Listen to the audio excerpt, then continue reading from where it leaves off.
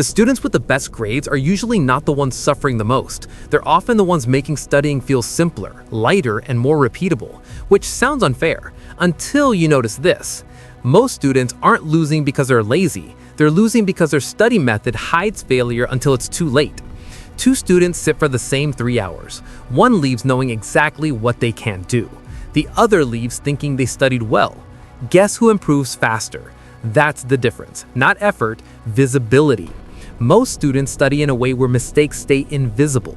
Top students study in a way where mistakes show up immediately. And if you don't fix that, you can work hard for weeks and still feel like nothing is sticking. So instead of giving you good habits, let's break the exact mistakes that keep students average even when they're trying. 1. They don't track time. They expose confusion. Most students finish a session and think, I did 2 hours, that's solid. But here's the problem. Time lets you lie to yourself. You can spend an hour rereading notes, nodding along, highlighting everything, and understand almost nothing. Top students don't let sessions end like that. They force a question. What can I not explain yet? That question changes the entire session.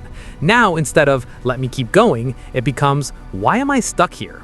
Quick example. You study a topic, then you try to explain it out loud, without notes. You pause, you get stuck, you realize, I actually don't understand this part. That moment, that's the real start of studying, because now the problem is visible. Average students stop at exposure. Top students push until confusion shows itself. And once you start doing that, you stop confusing effort with progress.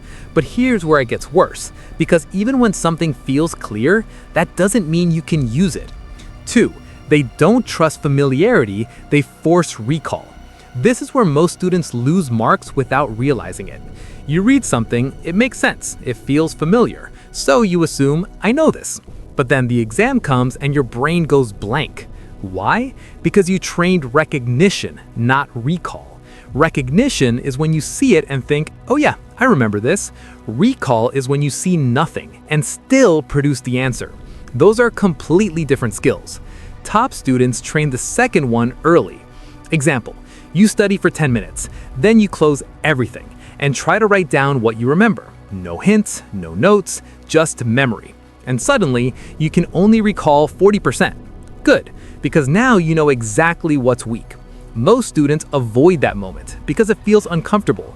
Top students chase it because it shows them the truth. And that's why they improve faster. Not because they study longer, but because they stop guessing whether it's working. But even this breaks if starting every session feels like lifting a weight.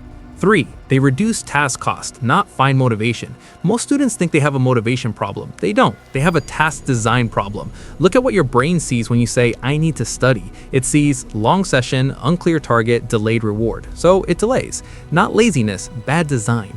Top students fix this differently. They don't try to feel motivated, they make starting almost automatic. Instead of study chemistry for 2 hours, they set do one past paper question. That's it. And here's what happens in real life. You sit down, you do one question, it takes 7 minutes. Now you're already in.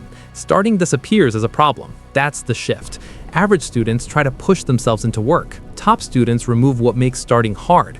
And that's why they look consistent. Not because they have more discipline, but because they face less resistance. And once they start, they don't waste time the way most students do next. Because there's one habit that quietly drains hours, even when they're trying to do everything right. Number 4, they don't optimize for completion, they optimize for marks. Most students study like this. Let me finish this chapter. Let me complete these notes. It feels productive, but it's misleading because exams don't reward completion, they reward pattern recognition under pressure. And here's the mistake. Most students study what feels organized, not what actually shows up. Top students notice something earlier. Some questions repeat. Some topics carry more marks. Some concepts unlock entire sections. So they don't ask what's left to study, they ask what is most likely to appear. That one shift changes everything. Real example. One student spends 2 hours finishing notes on a chapter that barely appears. Another spends 2 hours doing past paper questions and sees the same structure 4 times. Guess who walks into the exam prepared?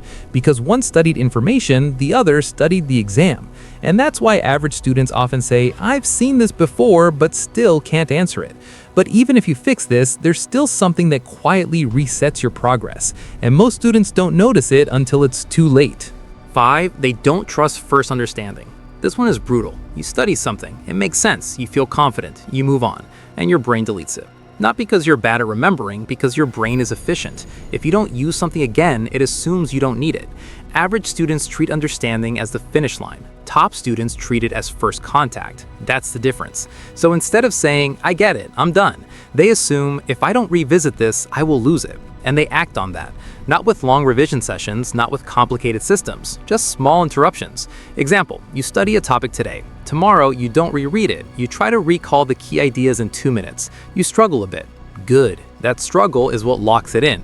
Then a few days later, you do it again. Now instead of relearning everything, you're reinforcing what's already there. That's the shift. Average students restart. Top students stack. And stacking always feels easier than restarting, which is why their workload feels lighter over time while yours feels heavier. But even now, even if you study smarter, start easier, and review properly, there's one thing that can still break everything, and it's not about studying.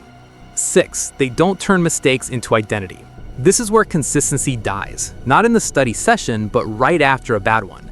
You miss a day. Your brain says, I'm so inconsistent. You do badly on a test. I'm just bad at this. And now the problem isn't the mistake, it's the label. Because once you label yourself, you start acting like it's true.